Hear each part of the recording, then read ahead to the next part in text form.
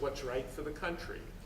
The Panama Canal Treaty passes by a vote, by one vote, and Baker never becomes president, but we remember him as a great senator and a great Senate leader and a great American. We remember Robert Byrd, who became, at the age of 84, the most eloquent opponent to the Iraq war invasion.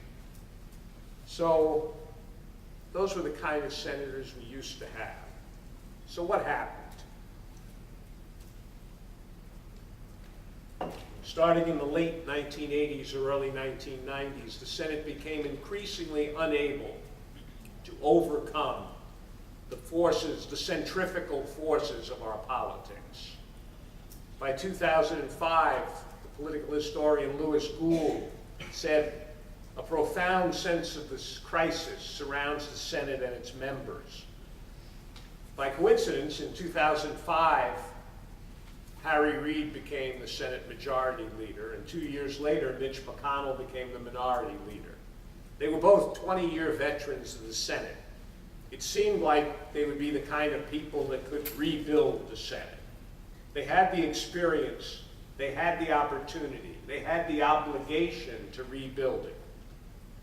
Instead, they became, in the words of journalist Stephen Collinson, the terrible twins of dysfunction in a gridlocked Senate, using arcane procedures to slow and throttle the promise of the other's rule. Their supporters would argue about who was worse, never who was better. Under their leadership, the Senate's long decline accelerated precipitously into a downward spiral that continues now. Their joint legacy would be a broken Senate, but the responsibility was not equal. Obviously not since Reid is retired, but not when he was there either. I think generally there's a tendency to misunderstand Senator McConnell after all these years. I regard him as the premier political strategist and tactician of our era, and probably the toughest negotiator as well. The criticism of his right wing of his party that he's weak and ineffective is a laughable criticism.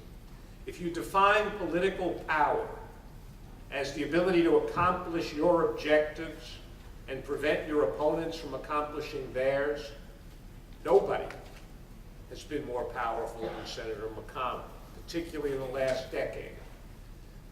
Unfortunately, he's used that power and his great political ability solely as a partisan, never as a leader of the Senate, which requires collaboration with the Democrats, the other party, and requires an ability to work with everyone to make the institution work. He has routinely sacrificed the Senate in pursuit of his partisan goals. We all remember the refusal to consider the nomination of Judge Merrick Garland for the Supreme Court. That's a stark example. But as a result of these behaviors, McConnell's Senate is intensely and deliberately divided on partisan lines, incapable of compromise, and utterly devoid of trust. During 7 years out of the 8 years of the Obama presidency, McConnell was, in the words of one political writer, the strict obstructionist. We don't have a parliamentary system in the United States. Our system is premised on some degree of minority cooperation. It's sometimes hard to quantify how much minority cooperation, but some degree is needed. And McConnell has offered none. So let me just give two quick examples of this that illustrate his influence over whether the Senate functions effectively or fails to do so. In 2008, the metastasizing subprime mortgage crisis brought down Lehman Brothers, and it triggered the financial crisis that threatened the whole economy, our economy and the whole banking system to start. So Treasury Secretary Henry Paulson Federal Reserve Chairman Ben Bernanke and Timothy Geithner, before he became Secretary of Treasury, went to meet with the Capitol Hill congressional leaders. Bernanke said, if we don't act now, we won't have an economy on Monday. McConnell was finishing his second year as minority leader. He understood the urgency immediately. He worked strongly to provide a legislative solution quickly. The TARP legislation, it was called. When the House, you may remember, the House of Representatives fecklessly voted down the legislation, the stock market crashed nearly 800 points. McConnell went to the Senate floor and reassured the country that the Senate would act. The Senate did act. The House then took another chance and they passed it. McConnell was very proud of what he had done, and he should be. He and the others acted like real leaders, and the banking system held together. So 3 months later, just 3 months, January 2009, Barack Obama is preparing to take office. The banking system is on life support, still holding together, but the economic crisis has now spread from Wall Street to Main Street. 750,000 jobs lost in 1 month. On one conference call discussing Obama's agenda, Geithner, who's now going to be Secretary of Treasury, grimly advises the president-elect, your accomplishment will be to avoid the second Great Depression. Only government spending can make up for this loss of private demand. But Senator McConnell has already decided he's going to oppose everything that Obama proposes. He unifies the senators and the Republican Party against the economic stimulus. He puts extraordinary pressure on the three people who are holding out, Susan Collins, Olympia Snowe, and Arlen Specter. They don't buckle. And the economic stimulus passes with exactly 60 votes, and the legislation averts disaster. Nothing had changed from October 2008 to January 2009, except the nature of the president. The president was now a Democrat. That was enough to make Senator McConnell an obstructionist. And if it sounds like I'm exaggerating the story, the facts that I'm citing are coming from his memoir, 2016 memoir. He was more worried about Obama's approval rating than he was about the lives and jobs of millions of Americans. I can't conceive of any Senate leader that would behave that way. The one other example, after 6 years of obstruction in the Obama years, it's 2015. McConnell finally achieves what he's been seeking. He becomes the majority leader. And surprisingly, the Senate starts to work again. The obstructionist has become a constructive player. And the Senate starts producing on a bipartisan basis. And so nothing had changed except the fact that he now had an interest in the Senate working. He had promised that the Senate would function the way the Senate should. Real hearings, we call regular order, real hearings, committee meetings, amendments, not like Harry Reid ran the Senate. And sure enough, for a year, it functioned that way until it no longer served his purposes.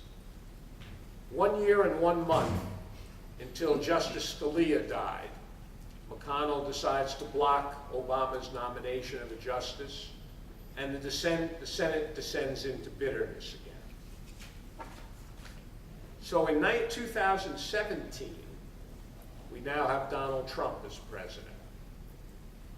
And McConnell, the obstructionist when in the minority fighting Obama, now becomes a partisan steamroller. We'll all recall the effort, the year-long effort to repeal the Affordable Care Act.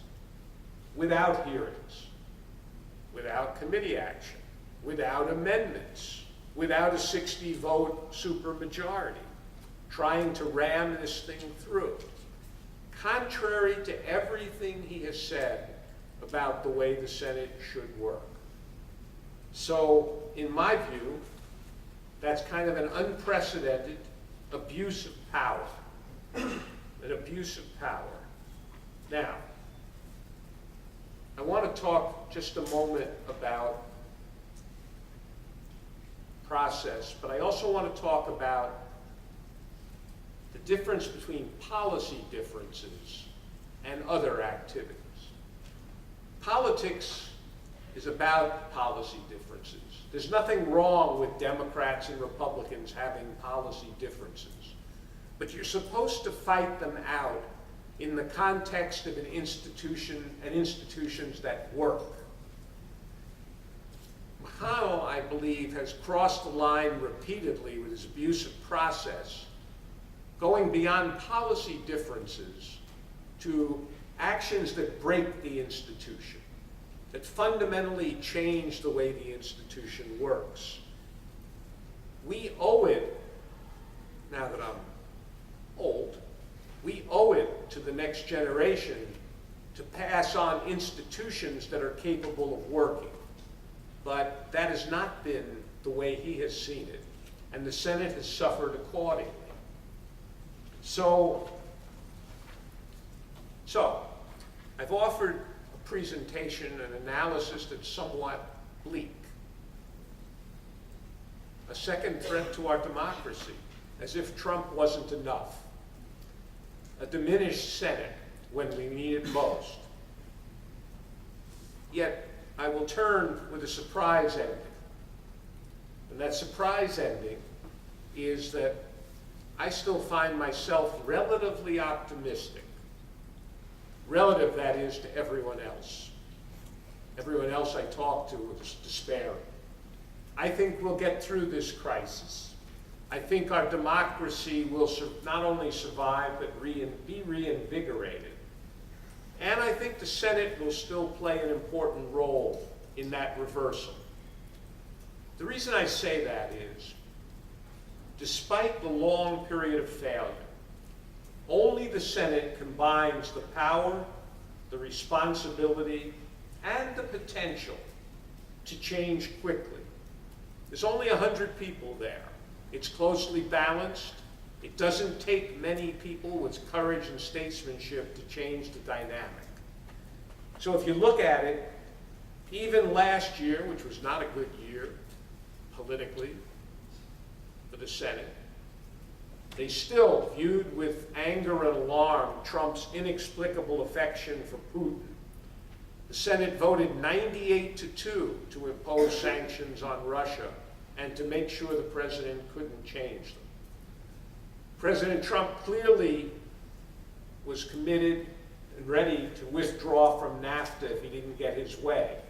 But the senators have pushed back on that, and he has changed to some extent his views on trade. Hasn't gone against NAFTA yet. When you look for people that might be able to save the group of people known as the Dreamers, you look to the Senate for a bipartisan group of people. The Common Sense Coalition that came forward under Joe Manchin and Susan Collins.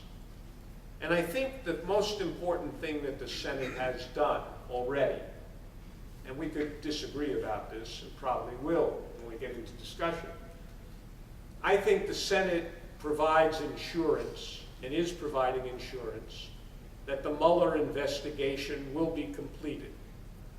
I believe that the president, when he thinks about firing Special Counsel Mueller, or he thinks about firing Rod Rosenstein, he's conscious of the fact that he will get a strong pushback from the Senate. And I believe that even Republican senators have made that clear to him. So I think they are our ultimate insurance here. But here's the real reason that I'm optimistic ultimately. There are plenty of talented, committed senators up there who know how to do the job. They know what the Senate's supposed to be. They hate what it's become. I mean, one of the ironies is, my book is entitled Broken, but that's like a cliche. They can't stop talking about how broken it is. And at some point, they'll stop talking about how broken it is, and they will make the changes needed to fix it. And that, the most important change is to push back against the leader-driven Senate, to reassert the importance of the committees, and to go on there. So let me close by saying I've been in a lot of difficult negotiations over the years, both in the Senate and in international trade. But thinking about the Senate for a moment, the shared and dispersed power in our political system, it's a diverse, contentious country. It guarantees that legislating will always be difficult. It's supposed to be difficult, but it should not be impossible. What makes the system work, the lubricant in it, that makes legislating difficult but not impossible, is good faith engagement. Really, honestly coming to the table, working hard to explore possibilities of finding common ground. And good faith engagement is what's been missing in McConnell's Senate. And it's something that's needed every year, not just when the leader wants to. In 1998, the Senate invited Howard Baker, one of the great senators, to come back and address the Senate. This was 20 years ago, and the fabric of the Senate was already fraying. 20 years ago, not 2 years ago, 20 years ago. And Baker came and said something that I think was extraordinarily meaningful. So he said, quote, "People may think our debates are fraudulent if we can put aside our passion and so